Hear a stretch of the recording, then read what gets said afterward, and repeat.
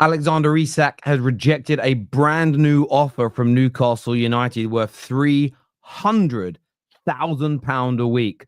Donnarumma and Baleba are both expected to want their move this summer to Manchester United, as the Red Devils are expected to announce Benjamin Šeško today. Could two more mega deals be on course for Ruben Amorim's overhaul of this squad and rebuild? Plus, Alejandro Garnacho to Chelsea, believed to be imminent. We're delving into these stories. We're taking your calls. Hit that like and share button. Make sure you are subscribing. This is the Done Deal Show.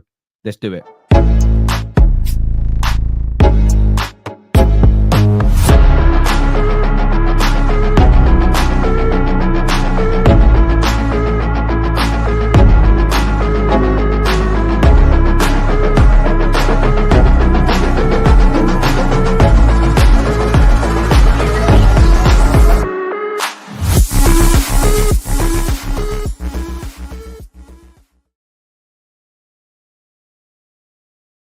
Good morning. Welcome back to the Football Terrace. A very busy day in the football calendar with big pre-season friendlies. Tomorrow there's a Community Shield, which is always the curtain raiser for the forthcoming EPL season. But there is still big transfer news for us to jump into this morning. And of course, in the last few minutes, Benjamin Šeško has been officially announced as a Manchester United player, which look, I think we all expected. I think we all knew was coming. But for me as a United fan, it's very, very good to see it get over the line. It's nice to see him in the Manchester United shirt. An amazing saga this summer. There's no doubt about it. But a fantastic player. And as I say, I am very, very glad indeed that he is now officially a Manchester United player. Good morning to everyone tuning in. Morning, Sam. Morning to Oral, Dublin, Davey, Paul. I'm saying good morning to the people that said good morning to me. Ash, big up yourself, mates. David's in the house. And listen, everyone else, good morning to you, wherever you're watching around the world. But yes, Šeško in officially, which is amazing. But what next for Manchester United? And I say that because there are two big stories that are circulating today. Now, look, let's start off with Baleba. And of course, I need to say this at the beginning because you get people that comment and get really angry. Everybody knows it's a hard deal to get done. Fabrizio has said this. Ornstein has said this. Jacobs has said this. Dean Jones has said this.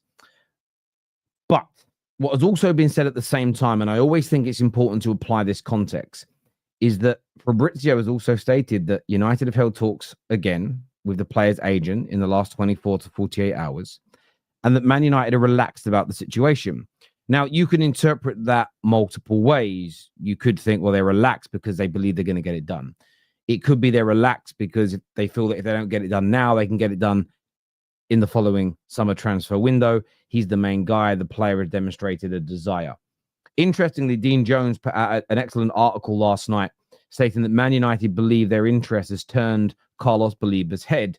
And I do think that's a different scenario. But it's about handling this with respect. It's about going about this in the right way.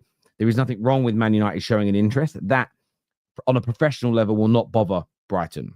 What will bother Brighton is if they start, asking him to force a move and to down tools and to not want to play. That could cause problems. And I don't think you get any mileage there. I don't think you get any truck whatsoever with Brighton. I think they just don't yield in those scenarios. And it's so late in the window, them finding a replacement is very, very difficult indeed. But that all being said, Manchester United have an air of confidence, according to a number of articles, that this is a player that they will be able to land, whether it's now or in the near future. Now, from my point of view, Man United have to make a move, though. And I'll tell you as to why we've got to make a move. We all saw, again, for City, the devastating news that Rodri, I think his name is Rodrigo, to be fair, but Rodri has picked up another bad injury. It was actually picked up during the Club World Cup. It's been kept under wraps. They've been working hard to bring Rodri back, but he's now going to be out until after the first international break. So he's going to miss the first 4 games or so of the season. But there are some fears starting to grow that cruciate knee ligament injury is having a bad after effect. The player isn't back fully fit with another bad injury now. What is Rodri actually going to be like when he returns. And where that makes me fearful is Man City swooping in.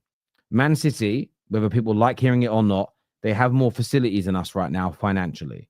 They have the ability to go, you want 104 million, you want 105 million, there you go.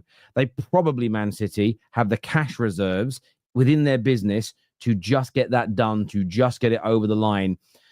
So that's my fear here. My fear is next summer, a Liverpool, a City, an Arsenal, a team that may be and is most likely to be in a better position than us by then, unless a miracle this campaign happens.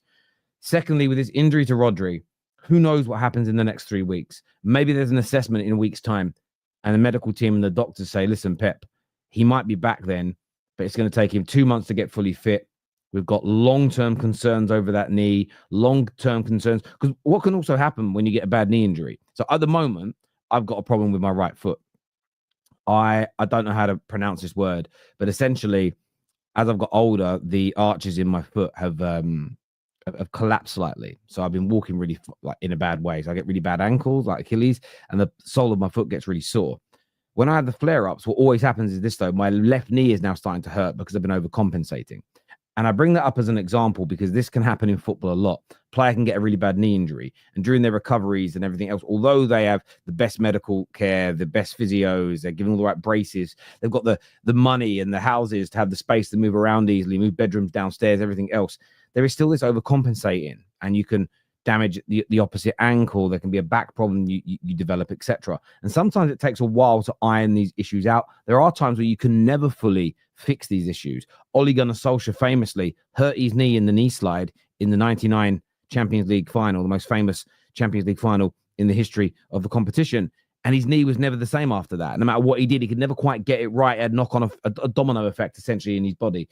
So I am worried. We bring this back to Baleba. Where my fear is, where my concern is, where my worry is that we end up in a situation with Baleba where another team can sweep in and take him from us. So look, we've got to raise the money. How do we do that? Well, look, Rasmus Højlund, it's reported that he's going to leave, or very likely to leave, in this, according to David Ornstein, before the 1st of September. Now, there are big reports coming out of Italy. They have not yet been corroborated. They have not yet been confirmed by some of the more British tier ones that everybody takes more seriously, that AC Milan are putting together a loan with a buy option, a loan fee of around 6 million, with the wages being covered, plus a fee in the region of 35 million pounds, which means the totality we're getting paid for the player is around 41 million pounds. By the time that transaction goes through, it's next summer, where the book value of the player decreases, meaning we won't make a loss this year, and we'll make a slight profit on the player next, meaning we can reinvest. About 10 million profit, meaning we can invest. There's the Garnacho situation that we will get into in more detail, where he's moved to Chelsea is believed to be somewhat imminent with all elements in place. It's just the clubs now negotiating that fee. With the sale of Alejandro Garnacho and the loan of Højlund with a buy option. Now, the hope is that we can get an obligation to buy, because that resolves the issue completely. If it's an option to buy, you're still taking a risk, but it's a risk I think we have to take. I think Man United have to go and get Baleba now, today. If the player's head's been turned, as per Dean Jones, go to Brighton, put a really good bid in, excellent terms, get it done, because this is where I look at the situation. And I don't think we're overpaying, by the way. I do think this is a player that will warrant the money that we're going to give him, pay for him. But I think it's someone that we have to get now. Otherwise, we could be stood there in a year with our willies in our hand, looking really silly. And I think we need to move now. But I'd love to get your views, and I'd love to get your opinions on that in the comments section below. Some of you like to make up news in the comments. It's so funny. It makes me laugh. Good morning to everyone who's tuning in, by the way. If you haven't hit the like button yet, people, get that done. Exclusive: Newcastle have told Alexander Isak he will not be sold this summer. And a move to Liverpool will be blocked, sparking player fury. Yeah, look, we'll come back to this story in a little bit. That might be true. I hope it's true. But no, for me, I don't see him doing this. They're signing new players. They're Doesn't make sense. Why are you signing new strikers, first team strikers? Why are you doing that if you're not going to sell him? Doesn't make sense to me. We'll come back to that story a little bit later in the show. The other news around Man United today, which I thought was very, very intriguing, was the news that Paris Saint-Germain expect offers from Chelsea, Man United, and Inter Milan for Gigi Donnarumma. He's become surplus to requirements there. Now, a lot of people will instantly go, well, this is a red flag. If PSG, the best team in the world, are moving him on for a new goalkeeper, why should we take him? That is what I call a layman's, not even a layman's. That's what I call it. I call that person a tabloid junkie, a headline junkie, without reading the body of work surrounding this situation. Now, it's been made quite clear that PSG's change of approach from 2 years ago was to remove the Galactico approach, lower that wage bill, to look for young, talented, predominantly French players to come in. They will still buy players from abroad. For instance, could have at Skiddia last year. But what they want to move away from is going after Neymars and Messi's and signing and signing young players from outside of France. They've gone for a new model. Gigi Donnarumma is already on 244,000 euros a week, and is asking for between 10 and 12 million euros a week. Now, that equates to somewhere between 166 and 200 plus thousand pounds per week. PSG are just essentially saying that the amount of wages you want is outside the structure that we have now implemented.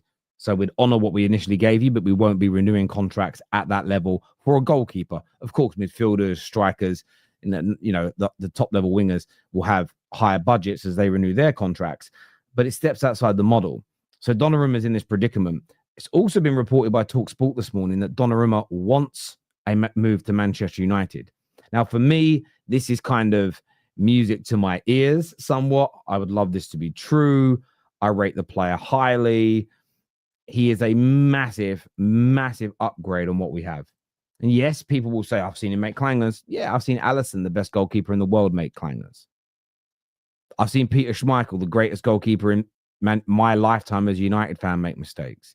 Even David De Gea, when he was at his world-class best for United, where he was the best goalkeeper in the world, made mistakes. So I'm not going to sit there and act like or pretend or kind of exaggerate this idea that, oh, yeah, he's made a few mistakes, therefore he's bad, therefore he's a rubbish player, therefore it won't work.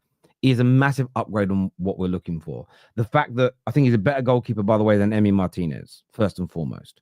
On top of that, Aston Villa want £40 million. £40 million they want for a, 30-year? Is he 30 years old, Emi Martinez? He's 32? How old is Emi Martinez? I want to say he's in his 30s. Yeah, he's 32 years of age, where Donnarumma is 26. Donnarumma is available for £26 million. So £14 million cheaper. He's better. He's younger, so there is more of a shelf life. And potentially even with the Saudi League around now, some sell-on value in 4 or 5 years if we want to upgrade, if there is a better goalkeeper available. This, for me, is massive. This, for me, again, is a deal we should be looking at doing. Because at 26 million, I think that represents good value. And now the salary, which is really interesting, is he's asking for between 166,000. So he's asking, the maximum he's asking for, according to about 6 or 7 different credible reports in France, is £10 million a year. That's the maximum that's being said. About 10.3 million it works out at being. So if you take 10.3 million, you divide that by 52 weeks, that works out at just under 200 grand. Now, for me, what I would be saying to Donnarumma is this: we have a new wage structure, but we're not opposed to signing you. You've asked for between 10 and 12 million euros per year. Let's work on the latter end. That comes in at about 166,000 a week. However, we should offer him a pay rise bonus structure, which means you will get that rise to 200k a week. I would do it this way: if we qualify for the Champions League, and if you're integral in us getting there. How you detail that is playing a certain amount of games, keeping a certain amount of clean sheets, and I would put in like a save percentage of above a level that we know is at least a very good standard. Put that in place. So you want to join us, we'll put you on this base.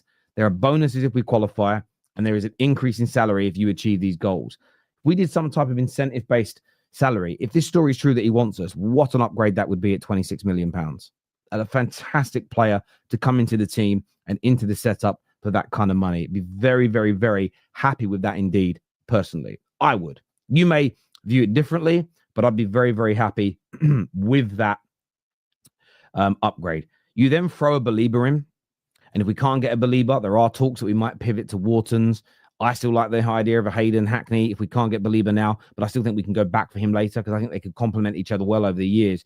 Do that, and Man United are ready for the beginning of the Premier League. Not ready to win it, not ready to be the best team in the world, nobody get hyperbolic, but I think we're ready to be a massively improved team to win many, many more games, and I'll be very, very excited to watch us play. So, yeah, let me know what you think. Let me know what you feel. Let's have a look at some of your super chats here. First of all, Luke, encouraging you all to hit that like button. Please get that done for us right now if you haven't done so already. It means a great deal to the channel when you like, subscribe, and all that jazz. So thank you very, very much indeed to everybody so far that has done that for us.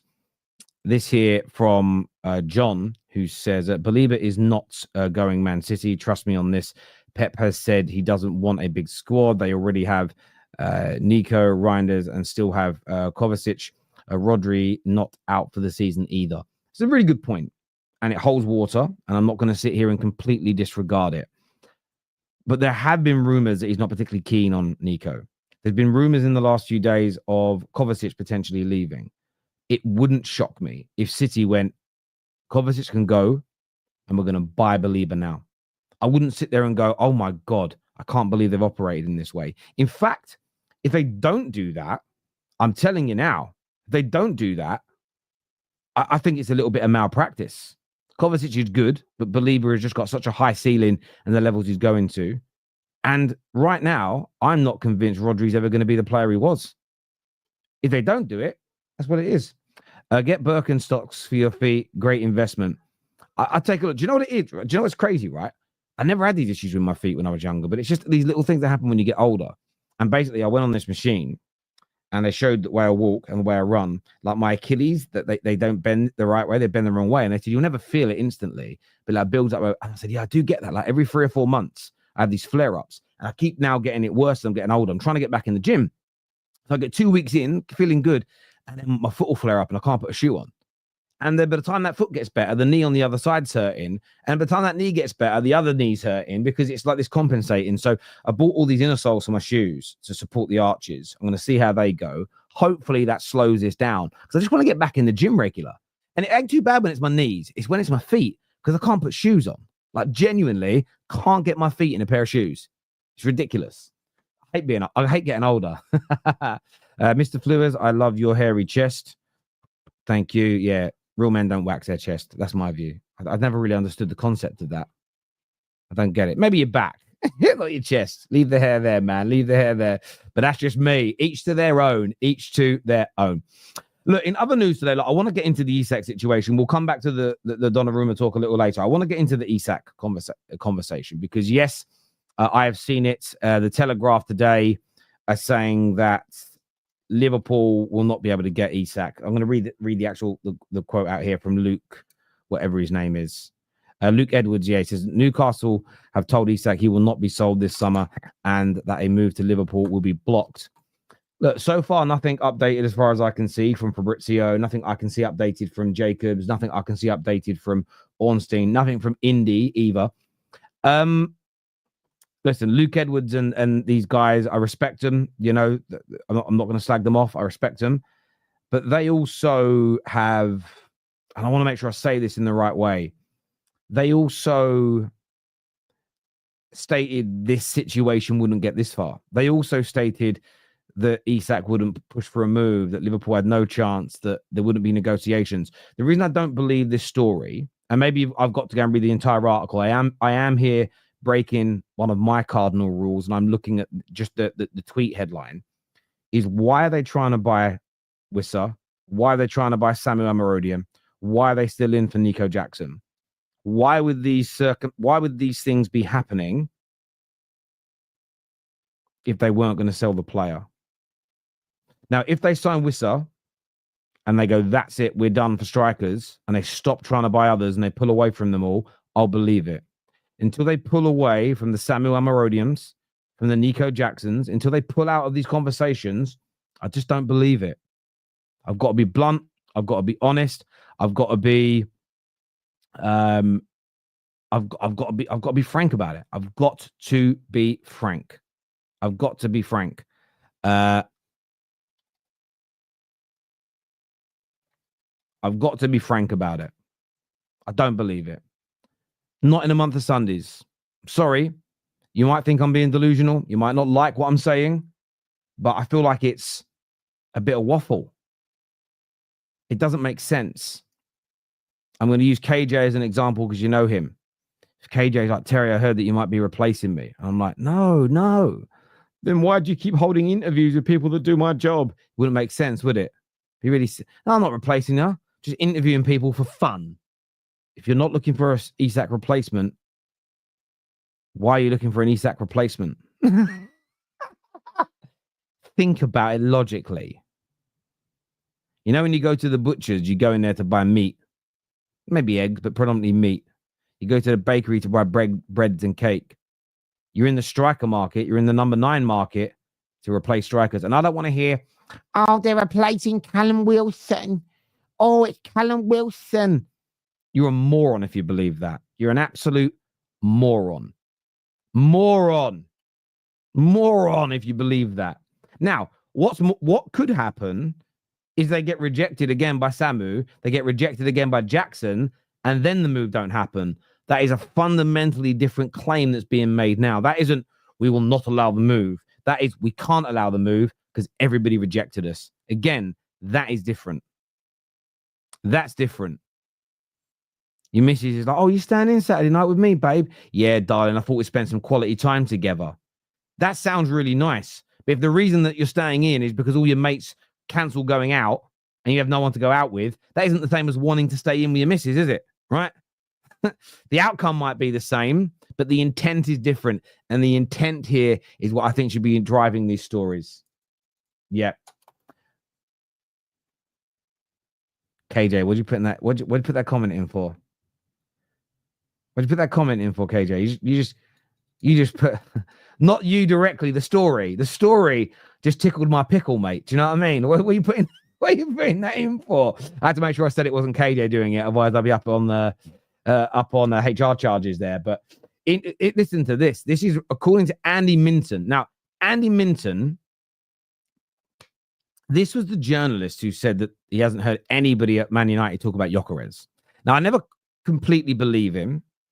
I think there was an element of PR in that as to sort of say, we ain't getting in this type of way. But Andy Minton here has said Carlos Baleba's agent does not mind reducing his commission to complete the move to Man United. United could offer Brighton players they are interested in. Baleba has a strong desire to join Man United. I so wish I could. There's a song about believing that you can fly that I so wish I could sing. You're just not allowed to, are you, anymore? Because it fits so well with Baleba's name. Because I believe, right? Oh, I wish I could sing that song. I wish that song wasn't cancelled. Not for the artist, but for the for this scenario. Wow.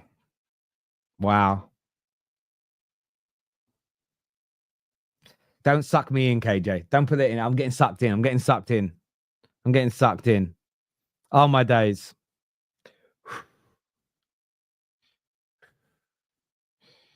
That be racist, Terry. Why?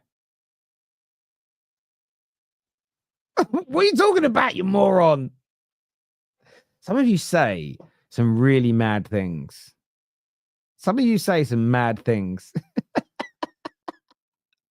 I know you're only messing. Yeah. Oh, wow. Can you imagine? Can you imagine if Man United pull this off? I just got this feeling, man. I just got this little feeling inside about, we're back to Baleba now because of this comment, but I've just got this feeling it's going to happen. You know, when you get a bad feeling that something's going to happen, this is like the opposite for me. I feel like it can happen. Am I doing a City match reaction? I'm actually out for dinner tonight, so I can't. Unfortunately, I'm going out for dinner at about 8:30, so I won't be able to watch that game. Yeah, sorry about that. If my dinner plans cancel, then I'll be here. But I'll do the Newcastle analogy here. If my dinner plans cancel and I do the watch a lot, I do the match reaction, that isn't because I'm doing it directly for you. Like, it's because someone cancelled on me. I might as well now. In for a penny, out for a pound. But yeah, it's crazy, man. Crazy. I believe. No, I can't sing it. Can't sing it. I'm not allowed to sing it. I believe. No. The worst bit is, right? Do you know what annoys me when these things happen? And it's happened with entertainers here in the UK as well. Is it ruins great things, doesn't it? Like, it ruins. Like, in England, there were these shows when I was younger. There was a guy called Rolf Harris who was a disgraceful man, despicable man. But no one knew about this until he was older. The shows he made when we were kids were so amazing. You're like, oh, man. And I know people do the whole removing the artist, moving the person away from the art and everything. But it is difficult, especially when you're especially when you're in like my position, everybody's always looking to get at you. It's crazy. But yeah, it just fits so well. Sing it. No. Because listen, I live in the UK. I could legitimately sing that song and go to prison. There is a possibility I sing that song and I end up in prison. That's how mad the UK is right now. Genuinely. I don't trust it. Someone all twisted. Are you advocating that behavior? You've been arrested under section 22, 24, 27 on the Social Media Act. I'll let that banged up, mate. I'll be in Wormwood Scrubs. It's true. Don't laugh. It's the truth. This country's on a mad one right now. Terry, more like the Bryan Adams song, Summer of 25. Yeah, listen, I like it. I like it. Do you know what it is? Why that song's in my head for Baleba? It isn't even R. Kelly. I'll say his name because there's nothing wrong with saying his name. We'll know who I'm talking about. He's not fucking Voldemort. It's not his version. Have you ever watched that Jim Carrey film where him and his wife start robbing banks? He thinks he's getting a promotion. He's going up in the lift and he's singing it. That's what's actually in my head, not the song. But there we go. Anyway, we will digress away from this. But yeah, look, back to the Isak situation, because I think the Isak situation is very key. The boost for Liverpool, and I don't care about this Telegraph article. I think it's absolute pony, and I think it's pony and trap, mate.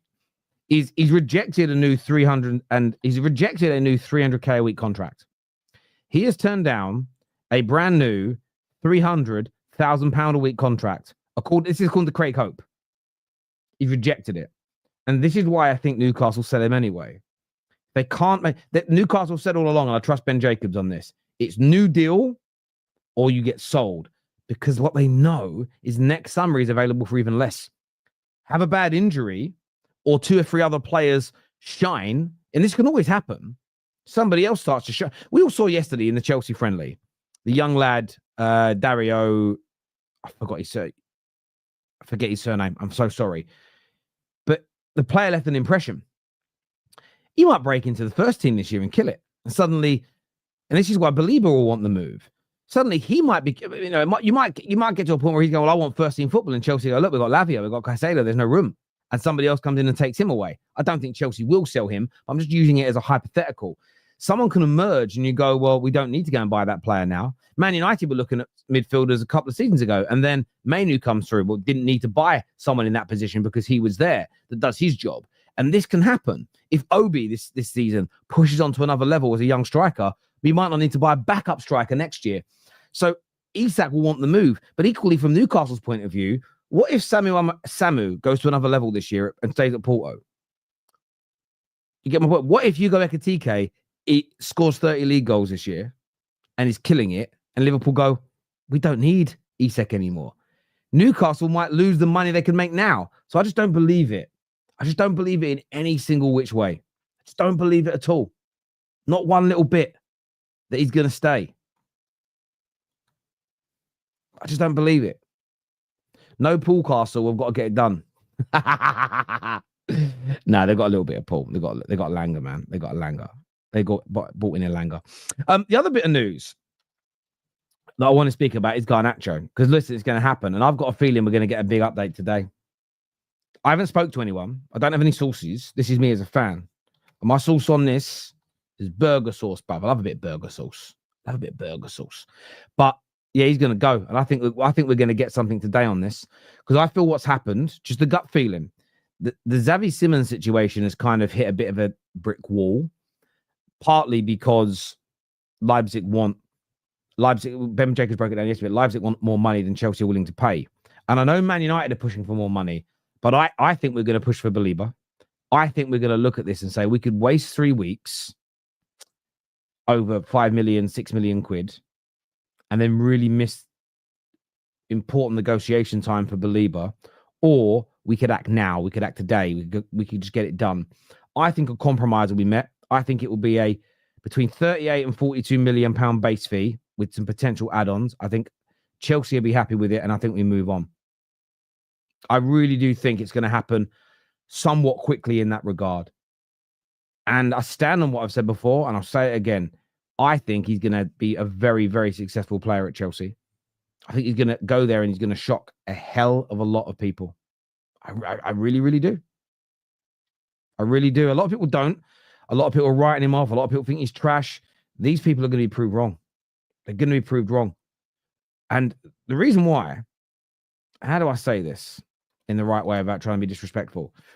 Most of the people that are saying he's totally dead, flop, crap, they're the same people that said that about McTominay, the same people that said it about Rashi. They said it with such vim. They won't even listen to an alternative view. And these people have been wrong these Man United fans have been so wrong so regularly. And Lou, by the way, I want to respond to something you said yesterday, because I just forgot about it during the show, where you said, Terry, not everybody didn't rate Scott McTominay. And you're right. When I was talking yesterday about people that didn't like Scott McTominay, I was talking about the people that didn't like him. A lot of us did rate. I like Scott. I was frustrated. I did feel that it was right to move him on. But we just didn't replace him with the right types of profiles. We didn't replace him with the right players, and the purchases we made didn't aggregate or replace his goals. So it ended up not being good for us. But I was never one of these people that was like, I might have said it in the heat of the moment, but in general conversation, I'd never sit there and be like, he's trash. Equally, I still see this from a lot of people, and I think it's personal darkness from their own life. But I still never understood why people were less angry with Pogba having a bad game compared to McTominay. The same as this forthcoming season, I expect a lot more from Šeško than I do Obi. Why? Šeško is further ahead in his career, is better, is older and more experienced. I don't put the same pressure on both of them. You know, me and KJ hire an intern tomorrow who wants to work in this industry that's fresh, wet behind the ears and learning. There isn't the same expectations in the beginning on day one for them as there is for KJ every day. We live in this really warped world. No, I'm angry at McTominay because he isn't as good. Well, he's a squad player. Man United fans never expected John O'Shea to be as good as Rio Ferdinand. We never expected Darren Fletcher to perform as well as Paul Scholes. When did this change? I tell you when it changed. When people became Player FC, when people put players above their club, and it was about their main objective in football conversations was to defend those players and not their football club. So they would use the fringe players and the lesser players in the team as a shield to protect their player from. And it doesn't stack up with people with brains. It doesn't stack up against adults. You should never expect. I would never expect more from Kai Havertz than I do from Mbappe. That is fucking stupid, isn't it? Stupid. It really is stupid. I'm going to go to some calls now. Make sure you hit the like button, please. Make sure you are subscribing. Make sure you have that bell notification button turned on for us as well. KJ's here with me first on the show today. KJ, do you believe? Do you believe? I'm starting to believe. Do you believe? Starting to believe.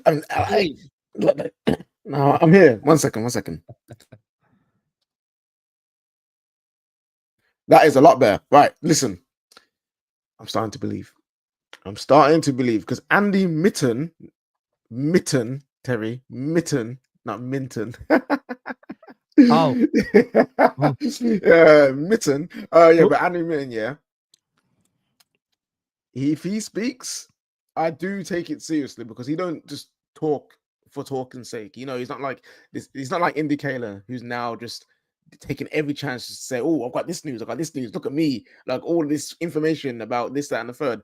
He speaks about Man United when he feels like he has something to say and something from Man United.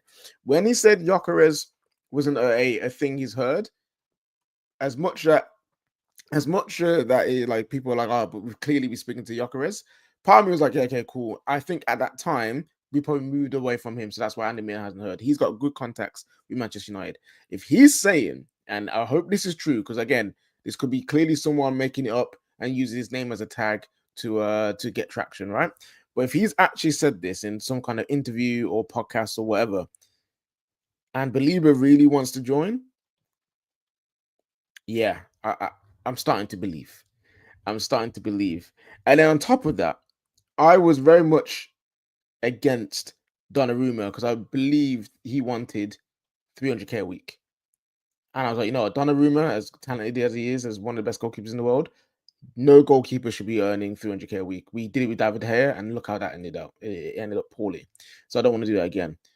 But now more information is coming out, more of the conversions are coming out, and he's saying he wants around the 160 to 200k.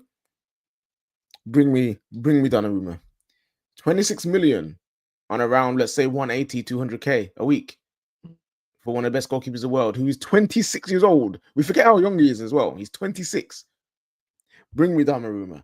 If Man United can find a way to do Baleba and Donnarumma in the same window, listen, I'm currently like Ineos land. I'm currently let Ineos land. That's where I sit. I'll be on the Ineos hype train if we do that this summer. I'll be fully on the hype train and Ineos get me Baleba and Donnarumma in the same window. I will be. And you know what, Terry? Why can't you sing that song? Why can't you sing that song? Sing it. I don't know the rules. No. Sing it. Sing what you want to sing. You know what? No. I will sing it with you. I believe. Come on, Terry. I believe. Sing it. Sing it. You know my rule. You know what I mean? I have vultures that watch every show that I do looking to cancel me. And they'll be looking at this. They'll be looking at that. And they're like, there we go. We got a chance. He sung an R. Kelly song. Do you know what I mean? That whole little quote there was from a really funny meme. So if anyone understands what I've just said, shout out to you guys, because that meme is hilarious. Just sing it, Terry. Sing it. I know what you're talking about. I see that. Have you seen that new thing that's they got this white dude and this black dude, and they're having an argument, and the white dude hires another black guy that can drop the N-bomb during the argument. He said it is funny. It's like he says, like, what do you mean? And then he's the black guy that he's hired shouts at the N-bomb, and it did make me laugh. I was like, funny. But no, I'm not singing this song. I know you guys want to force me to, but the world is mental. I'll go to prison. But listen, I'm starting to. But I felt ever since it came out, and I know I heard Ornstein speak last night on The Athletic, and he said, I think his words were very direct when he said, "Look, we are not." He said, when we put the report out of the inquiry, people started saying, "Oh my God, they're signing him." He went, "That is not what we are saying." And Ornstein is very right to push that narrative, because he knows that if we don't get him, and he says there's a chance you do, people will turn on him like he was the one doing the fucking negotiations. But for me, all these little stories, the players' heads turning from Dean Jones, the personal terms will probably be easy, that the agent is willing to, lower commissions and everything else. All these little things give you this feeling. And we know that Brighton are a selling club. The only thing that's stopping us is money. The only thing is us not having the money. And I think if we can get this, and I know they've said that we're selling people to cover the Šeško deal, and there's some truth to that. But I also think, if you could get this Højlund deal done, we can get Garnacho done for a decent price. Move Anthony out again to get his wages covered, little loan fee. I think we can kick the can financially, because suddenly Donnarumma and Baleba in, there's a chance if the manager does his job right, if the team, if all this feel good factor around the club is real, we'll see a little bit more against Fiorentina today at home. There's a chance we could make a Champions League position next year. as an example, there is a chance with these types of players. There is a chance. You add those kind of goals. You had a shot stopper that is you had a goalkeeper that is not going to make the same types of mistakes as regularly as Onana did. Onana probably cost us 12 points last year, minimum 12 points. So you throw those 12, let's say Donnarumma cost us 3 points in the season. You had 9 points to our total last year. We're in a different situation. You add in a midfielder like Baleba, again, I think that's 5, 6, 7 extra points. You add the goal scorers we've got, that's 10, 12 extra points. You add that all in, well, you add in 20 to 30 points again. It goes back to that other. I don't think that is unrealistic. Yeah. And this is what someone will go, no way you do it. No way, cap. That's fine. But I want to take the risk. That's a risk I'm willing the club to take. Because this is my view. Let's say we don't make the top 4, the top 5, and we end up coming 8th, but we've improved and we can see improvement. What's the punishment if we break PSR? There's a 10-point reduction. We're 8th anyway. What does it matter? Like, I'd almost rather take the risk of that. And listen, there's a foul safe anyway. Sell the fucking women's team to ourselves. You know what I mean? Sell the men's team to ourselves. Just sell them both. Sell the youth academy, the most famous youth academy in England. Sell it to ourselves. Like, there's things we can do. I'm not that panicked by it personally. Yeah, and with what's happening with this squad and how we're trying to build it right now, I honestly believe that this is Bruno's last year. We can finally start worrying about, but if Bruno goes, what do we do? Because we get the players in. And then when we sell Bruno, because Bruno will go around for I think 50 to 80 million next summer. Easy go for 50 to 80 million to Saudi or another club. He will cover a lot. Casemiro wages will go. That'll be gone. We'll probably aim to get rid of definitely get rid of Luke Shaw. I think his time is up as well. So there'll be players that we were looking to sell on, and if we can get that done before June, then we will be fine. So I like this risk that we've taken. I've liked the risk that is actually no, if we're screwed anyway, let's just go for it. Let's actually just try our best to do whatever we can, and if we get punished, we get punished. But we're going to be punished anyway by being crap. So it's one of those ones where just go for it. And if we get 10 points reduction, if we get fine for X, Y, and Z, then so be it. But no one can say Ineos are not trying. No one can say Ineos are trying to just leech off the club and only do things that will make them money, because this will potentially lose them money. This would potentially get them fined. So no one can say Ineos aren't trying. So yeah, I'm happy with the ambition. And like I say, if we end up getting Baleba, if we end up getting Donnarumma, I'm on the hype train. I am on the hype train. And if we don't get them, that's fine. Yeah. What are your backup targets? Lemons, Hackney, Agume. Those also would satisfy me. I'll also be happy with those. So we're in a win-win position right now. I hear you, and I believe in it. I believe in it as well. And what I mean by believe in it is I believe that there is a really good chance that we can have a good season. This isn't about I believe we're the best team in the world. We're going to do this. We're going to do that. But it's addressing one thing we've addressed in the front line, and if we add it to the middle, it's great. Is the physicality. And I know everyone wants more technical ability, and I agree. But the amount of teams that don't have as much tech as us across the squad, but outplay us because they've got more physicality, that ends. And I don't think people can underestimate the goalkeeper issue. We're going to add some more callers to the show here. Do we have some more super chats that I didn't do? Maybe. Mr. Ligana here says, do you consider Google, YouTube your boss? No, more of a partnership. But they have, again, I'm not one of these people. You get these men online. You get these little betas online. No one is a boss of me. I just do and say what I want, when I want, how I want. Shut up, you clown. Shut up, you clown. No, you don't. There's certain things I won't say on YouTube or talk about on YouTube because you get in trouble. Now, what we're joking about not singing that song earlier, that is satire. It's a joke. There's no issues with that. But there's certain things I wouldn't talk about. Why? Because I run a business. I employ people. I pay people. People have mortgages and children to feed. It would be irresponsible of me to do that. If some people go, that makes you like you bow down to the man. You sell out. No, you're a sellout. Yeah, what? Like everyone pays their tax. Like everyone pays their council tax. Yeah, I do those things. It ain't worth my energy potentially going to prison. So I busted up to the man. Fuck off, you No, wankers. it's a very simple concept. The person giving you money can dictate how you behave to get said money. Because if you don't have the money, guess what? The thing that you're doing that you love to do, you ain't doing it anyway because you can't afford it. So it's just simple. Let's reverse it now. If I'm paying Terry to work on the terrace and I say to him, you can't talk about Man United, guess what?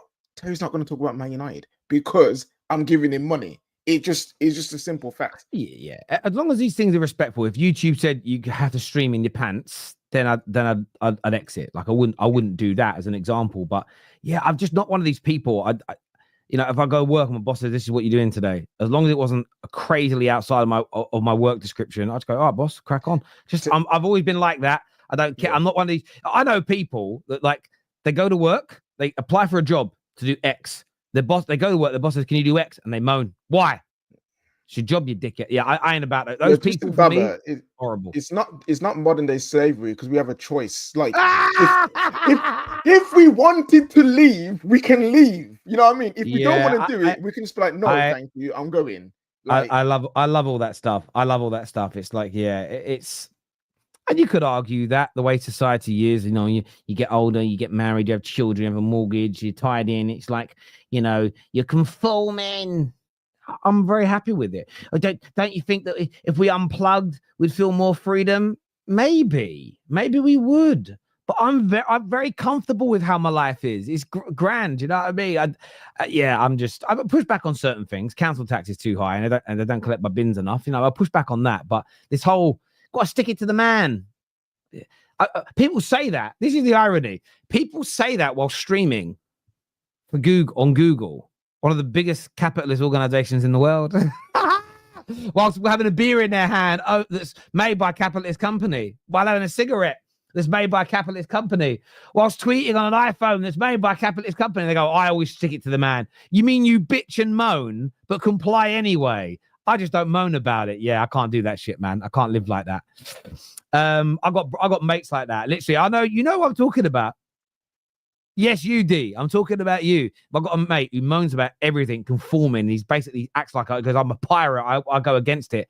And we often look at him and go, bruv, you got 6 different brand names all over your body. You know what I mean? You're driving this car. You got that phone in your hand. It's like, no, bruv. Like you are literally the same as the rest of us. You just want to moan about it so you don't seem like you're the rest of us. You are.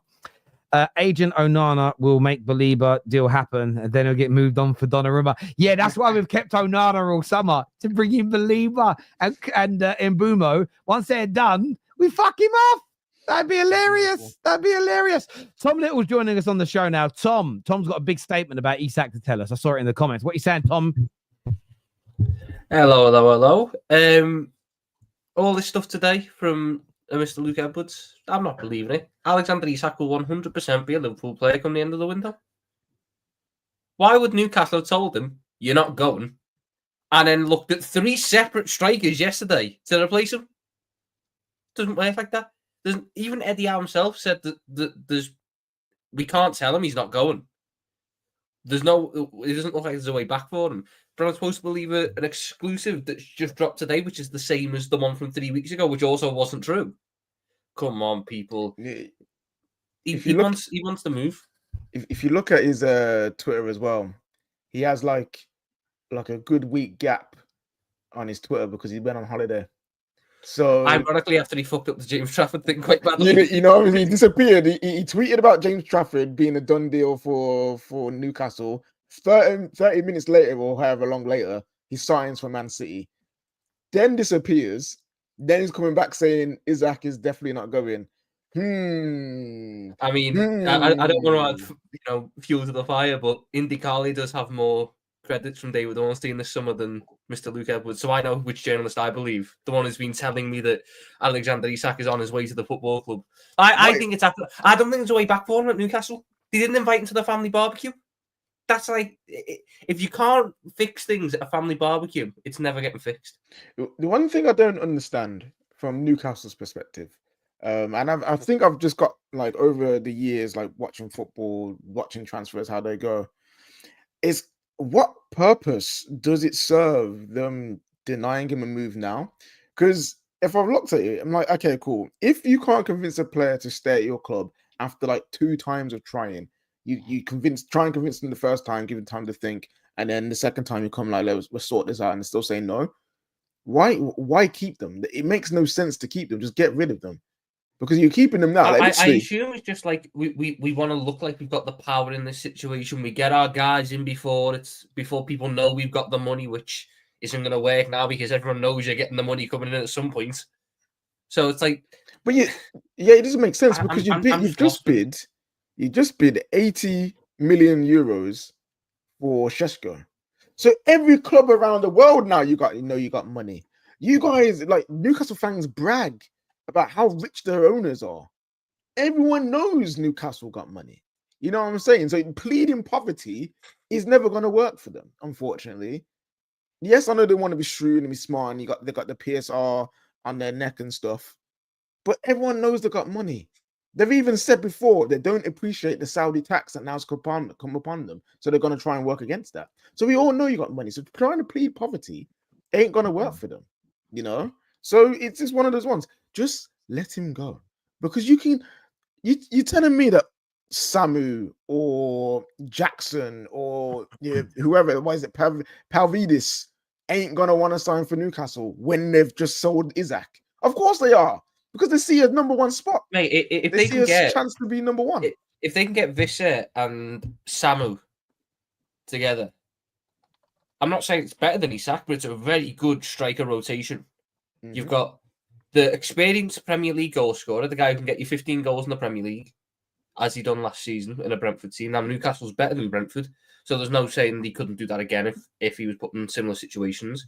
And then you get Samu, who's the young, really promising, high potential, a bit raw, so you need to nurture him, but he's got all the attributes that you would want from a striker. And then you get to bring him in without the pressure of being the main guy because you just brought in a Premier League proven striker in Johan Visser. It's the ideal way to play. They can still leave this window, saving a bit of face if they nail these next couple of transfers. I just don't get this whole notion that Newcastle are going to stand firm and turn down the money. It makes no sense. If they get the strikers in, that makes no sense. It's just stupid that they're absolutely not going to do it. Speaking of stupid, Staffy Staffy's in the comments. Has just said Baleba, Saka, Cunha, all replacing Terry's scrubby boys, Ugarte, Højlund. He said Holland, but Højlund and Garnacho. Do you know what this is?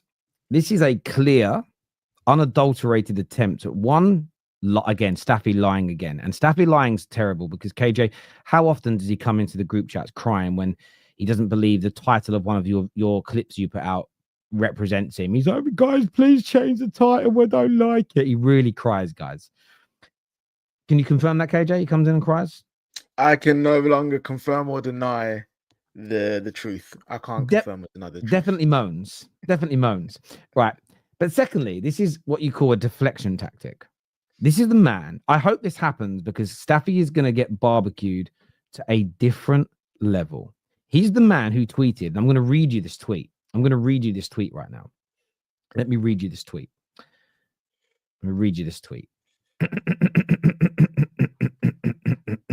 So, what Staffy said is this. No players sold. 1 player signed. And we only paid the release clause, so it wasn't even that good. 3 release players. 5 players exiled at Carrington. He made that sound like it was bad, that we were exiling the misbehaving players. 36 days since we heard from Mbumo. 10 million rejected from Amazon to a documentary. No, we rejected it. They didn't reject us. 1, Terry claiming to remain calm and relaxed about the summer. 100% finished club. He said also about the documentary, it's going to be the road to our relegation next season. So he predicted us only a month ago. He's saying Man United are going to get relegated. He was saying that we're awful at business. He was saying that staying calm and waiting to judge it was the wrong approach and was a gimmick. Now it looks like what people like me felt was possible, a very good summer with a plan, excellent players coming in. Now what he's trying to do is deflect by going, your scrubby players are going. Well, firstly, none of them were my first choices to sign. Secondly, on top of all of that, Ugarte isn't going. It's well documented that Amorim loves him, rates him, and wants him as a specialist in the team, someone that breaks up play, someone that will be useful in a certain type of game. So he isn't going. Thirdly, when it comes to the players that you're saying, Terry likes ugly players, all the players that people like yourself rated in this teams, the Martials and the Donnies and the Pogbas, for one reason or another, have all gone on to be shit afterwards. All the players that you've all called scrubby and crap are getting nominated for Ballon d'Ors, moving to Barcelona's, AC Milan's, and one of the best up-and-coming teams across Europe right now in Chelsea. So at the end of the day, Staffy, all you're doing here is deflecting from your own terrible takes, your insubordination, and your childlike behavior at not being able to wait. You're, give me it now! Give me it now! If I don't have it now, I'm going to cry! So, Staffy, my friend, you're welcome. You're welcome that the club is being run in the way people with maturity like me have been asking this summer. So thank you, Staffy. Thank you, Staffy. Just wanted to say that. Man's hilarious. I love it. I love it. Yeah, Tom, when do you reckon you put your second bid in for Isak? Because he has to go in. Obviously, 110 was never going to be enough. You guys know that. So it literally depends on when they get their other striker in. I think the moment they get their other striker in, everything moves very quickly. I think it could be done within like a day or two of that other striker coming in. But it just depends on them getting that other striker, whoever it is. The worry I would have had was if after Šeško, they came out and said, there's no one left on the market. There's no other guy who fits our criteria on the market. So we're just going to stick it out and we'll reintegrate him into the squad. But the moment the Šeško deal, the moment he chose you, Samu, Pavlidis, Kolo Muani, who else? There was about 5 or 6 different strikers linked with a move. Jackson. Even like Strand Larson from Wolves have been linked as well. So it's clear that they're willing to drop even further down that list, which to me says they know there's no way back. Yeah. No, I agree. Look, we're going to bring, Tom, we're going to bring Ash through on the show now as well, my bro. I appreciate you jumping on. Always appreciate it, brother. And we'll catch up with you soon, my man. Thank you very much indeed. Only doing that because the United game's on really soon. Ash, what are you saying, bro? Right. Yes, what do you want to say? I don't understand these reports about him turning down a 300k salary a week because I'm sorry, but if you've seen our wage structure, that's just a complete lie. Like the highest earners, Bruno Guimaraes, on 160 grand a week, and Isak at the moment is on 120, so I can see it maybe going up to 200. But like, say if everyone will then want a massive wage increase, and then all the salary every single year will go up by 10 plus million. It's like, I think maybe what this actually was is a bit of a front, kind of like what I was going on about, saying that, oh, actually, we do want him, so maybe the price might go up a bit. Because I think it's evident that he's going to be going. He's not part of the training sessions. Eddie Howe's obviously tried to be very professional in his interview yesterday by saying, obviously, we don't want to get rid of him, which I think is pretty obvious with him being potentially the best striker in line with, say, Haaland or something at the moment. But I don't know. It's put us in a bit of a strange position because quite evidently he's not going to be part of our team. I just think it's a bit something from Luke Edwards, which I don't fully agree with, to be honest. Yeah, no, I just don't see. I mean, Ben Jacobs has said all along it's either new deal or he's gone. Yeah, and I just trust Ben on this. I don't mean it's disrespectfully about your journalists, the ones that connected to your club, but I do feel that they've been so wrong about so many things. As in, I don't want to use the word wrong. Wrong's the wrong word because I don't like doing that to journalists. I don't think they've done enough. I think they've done a poor job journalistically in the sense of, I think they've been told something by your club, and I don't think they have. You see, with the Baleba news, you get this: United want him. United are relaxed, United are doing this, United are doing that. But Brighton are saying this. It's quite balanced in terms of both approaches. Where I think like your journalists, it was all just what you're not seeing from any Brighton journalist is the club just won't do this. The club just don't. They just will not sell no matter what. You're not kind of hearing that. You're hearing they'll sell at the right price. And I just feel that the Newcastle journalists this summer, maybe, and this is where I think they've been maybe a little bit weak. It's we're going to write the stories that make Newcastle look the best the whole way.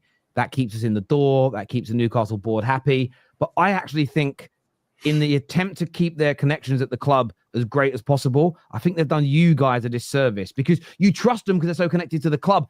And I remember sitting there doing a stream 6 weeks ago about the Isak League, and the Newcastle fans that were on my neck was crazy. Now what we're hearing, and I'm seeing Newcastle fans do this online, I'd love to get your opinion.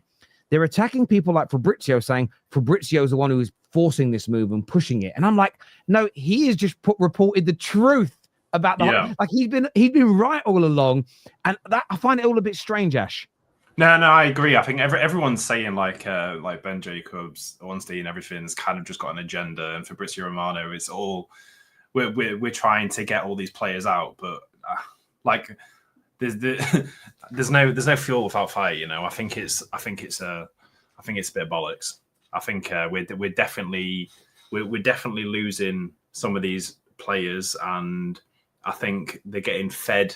The journalists are getting fed incorrect information, and they're trying to keep the club happy, exactly like you said. I think if you look into it, try and go as a non-biased point of view, even though it's our club and we want them to succeed, I think it's quite evident that Isak's going to be going. I think it's one of those things. We can't really lose Isak without having someone in, because then we don't have a striker apart from like Asula.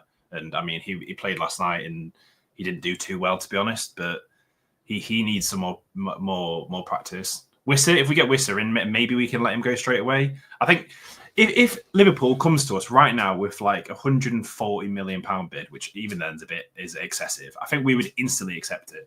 I mean, at the end of the day, everyone knows we have money because we've just kind of came to our new PSR. We've got a lot more money in that we can spend.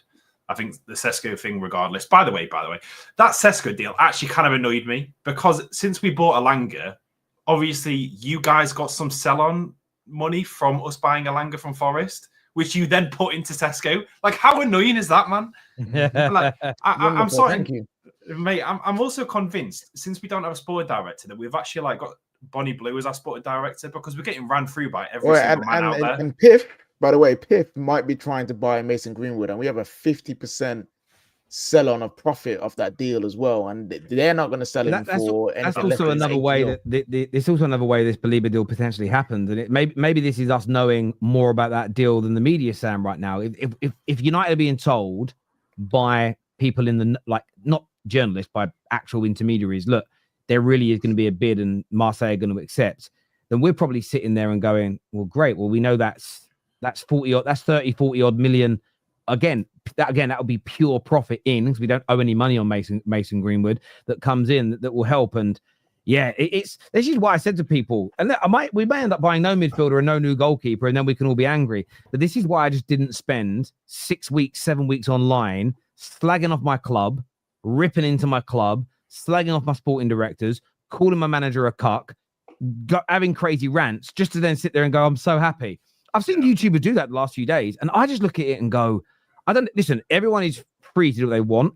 I'm not judging them as people.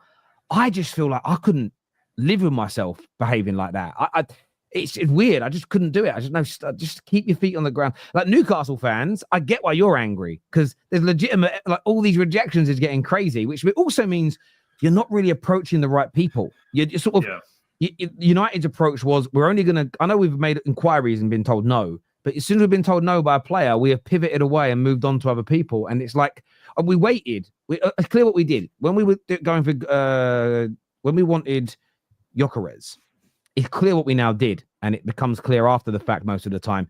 We were waiting to see what Arsenal did, because our view was, well, we're either going to get Gyökeres or we're going to go for Benjamin Sesko. So we had to wait because they were involved. And what we didn't want to do is go in hard for Sesko and him say, no, my priority is Arsenal.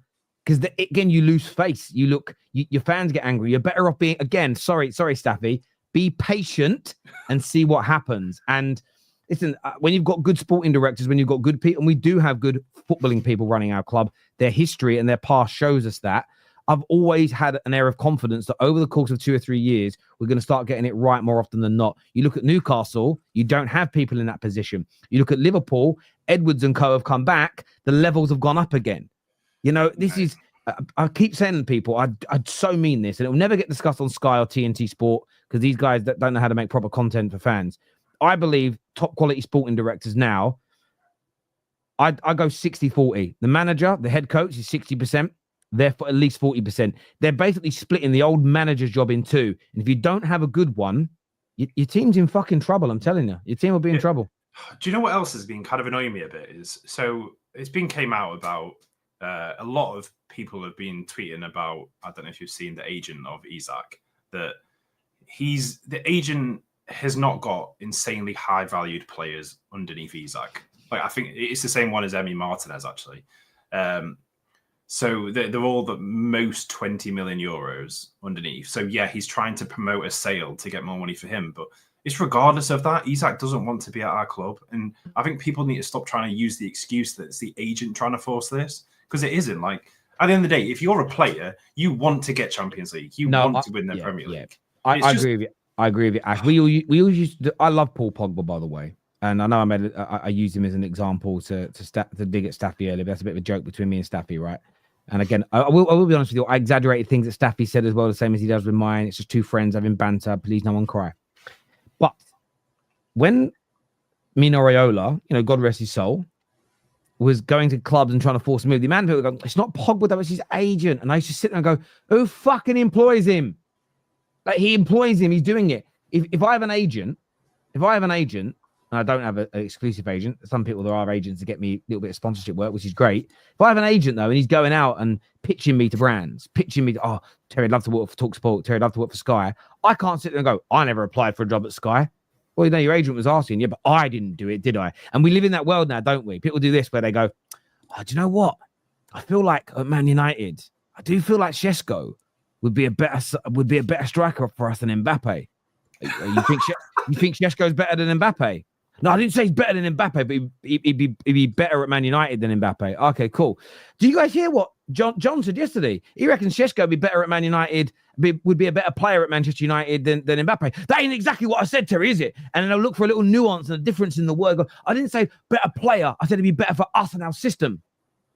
So he'd be a better player for us. I didn't say player. That's how the way the world works now. It's really weird behavior. You see it all the time. And that's what people try and do to defend players. Isak is pushing for the move. If Isak said to his agent, I don't want to leave, his agent wouldn't be looking. He wouldn't be doing anything. No, so, it's yeah, a joke. It's a player, man. Yeah, it's a hard one because at the end of the day, we're in a position where the player doesn't want to be here. Obviously, at the end of the day, even if somehow he is with us in this coming season, it obviously begs the question: is he going to be putting in 100% every single day? Granted, he has to be at a certain level to be able to get a move next season, but it does make you wonder how it's going to go. And I don't know. I think at the end of the day, for us as fans, I mean, the best thing that we can do is get a player that wants to play for the badge, which is like what you guys have done. It's the most important thing. Nicholas Jackson is dying to play as your number 9. He's dying to play for Bayern Munich. That's what I've seen. No, listen, Bayern, they've already come out and said, I don't know where these links come from. We're not in for Jackson. So they ain't doing it. I'm telling you now. They're doing it. He wants to play for Newcastle. Mate, I promise you, if that happens, there will be actual tears coming out of my eyes. I love it. Listen, I want to thank every single person who's tuned into the show today. We're going to be live after Man United play Fiorentina in a couple of hours' time. This is going to redirect you to Mark Goldbridge's watch along. So go and support Mark's watch along over there on the United stand. I want to say a big thank you to each and every single one of you. Take care. Goodbye. God bless. And we'll see you all again very, very soon. Here we